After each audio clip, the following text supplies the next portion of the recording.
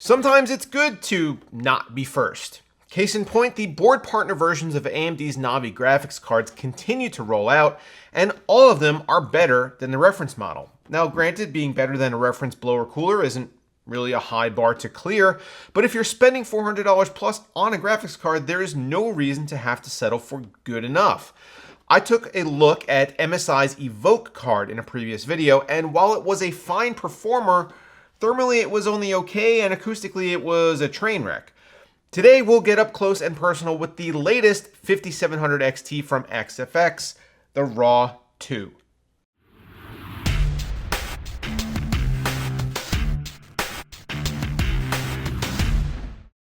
Just so you guys are aware, I am a one-man operation over here in the BPS Customs headquarters, and if you want to support the channel directly, please consider giving a visit to the merch store at bpscustoms.com. Also, click that little subscribe button down there while you're here. You know you want to. Now, I know some of you were hoping to see the appropriately named Thick 2, XFX's flagship Navi graphics card, but when I spoke with them about their product lineup, they were equally excited about this card, the Raw 2. Although it might not feature the flashy moniker describing the girth of the cooler design, this is not a small boy. It's a custom PCB designed in-house by XFX, but according to them, they had some help from AMD to ensure maximum Navi-ness was achieved. The official spec sheet listed at 2.9 slots, which if we're going that far, I'm not sure why we don't just round up to 3. I'd love to see that expansion card that only occupies 0.1 slots in your case. I wonder what it might actually do. Let me know down in the comments what function a 0.1 slot card would have. But getting back on track here, the reason that this card is so thick is because it has a substantial heatsink hiding underneath the black shroud. In fact, XFX states that this is 50% larger than the one that comes with the stock reference card, and judging by the amount of fins and the weight of it overall, I can definitely corroborate that statement. To transfer heat from the cold plate to the fin stack, XFX uses 4 6mm heat pipes, and to circulate air in and around the card, we see twin 100mm axial fans.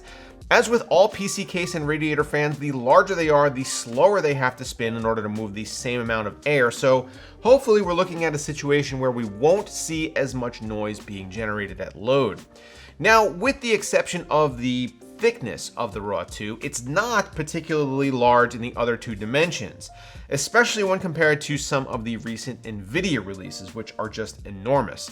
It's only about 280mm in length and 140mm tall, meaning that it should fit in most non-ITX cases without an issue. It runs on an 8-pin plus a 6-pin PCIe power connector, the same as the reference model, and the rated base, boost, and game clocks are actually all exactly the same as with AMD's blower cooler design. This may seem a little disappointing at first, as we're used to seeing AIB graphics cards shipped from the factory with an overclock already tuned in. But as we'll see in our performance charts, there's more to game performance than just rated clock speeds. The design of the cooling shroud is visually appealing, at least to me, and I know these things tend to be very subjective, but there's really nothing that stands out like when we looked at the MSI Evoke card and it had those weird geometric pattern cutouts in addition to being all gold. This shroud is entirely black on the front, back, and sides, and it has an XFX logo on the leading edge that does feature LEDs, but this is the only lighting on the card. So installed in a case, you get a nice, clean, color neutral appearance. The back plate has a large XFX logo across the entire span, but because it's black on black, it doesn't come off as overly gaudy. The back plate also wraps around the side of the card, as is the recent trend. And while I do think that this looks cool, I wonder if the card would perform better with this area left open for airflow. Then again, the backplate on this card does tend to get really hot during operation at load, indicating that it is indeed working as intended. And maybe they just wanted more surface area to dissipate the heat coming off of the back of the card. In speaking with XFX prior to kicking off this review, I asked them for their honest evaluation of the Raw 2's performance, specifically in relation to the upcoming Thick 2. Their response was that there really shouldn't be any kind of measurable performance delta between the two, but the thick will have a larger heatsink, hence the name, and may run a few degrees cooler overall. Either way, both should be better than the reference model, and that's exactly what I set out to test. And test I did, as you'll see in the upcoming charts. But before getting into actual gaming numbers, I want to talk about noise, thermals, and power. This is really what's going to differentiate one 5700 XT from another, as to be honest, their gaming performance is all remarkably similar.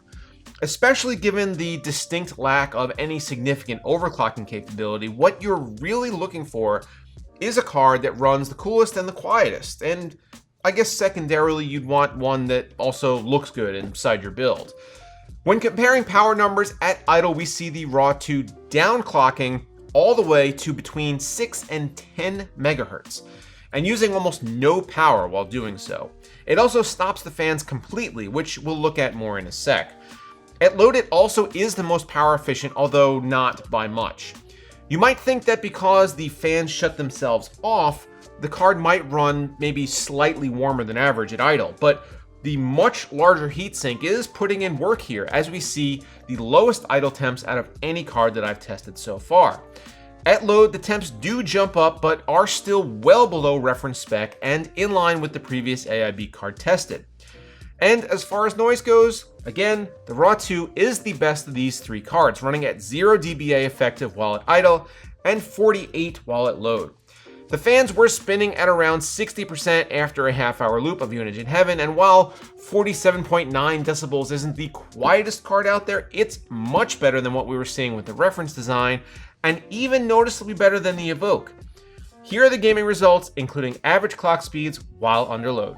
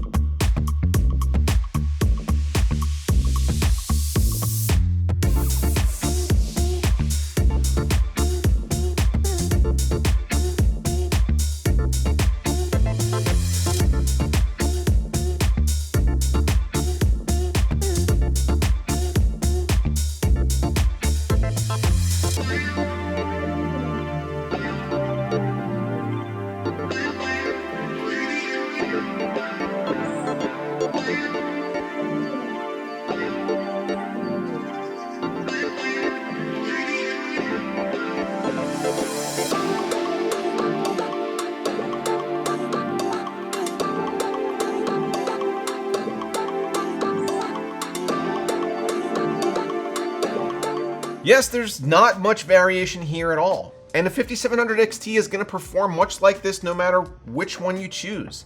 As mentioned earlier, the base and boost clocks of this card are the same as reference, but where it gets its slight edge is the fact that because the cooler is so much better, the boost algorithm is able to maintain a higher target, and the Raw 2 does indeed run faster than reference.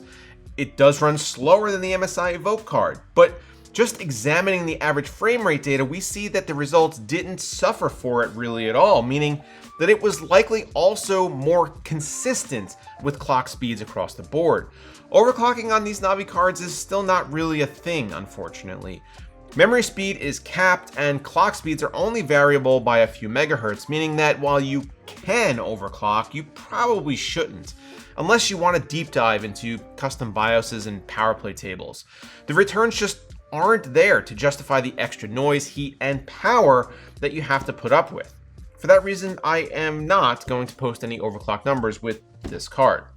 So I think it's safe to say that this is the best Navi variant that I've tested to date.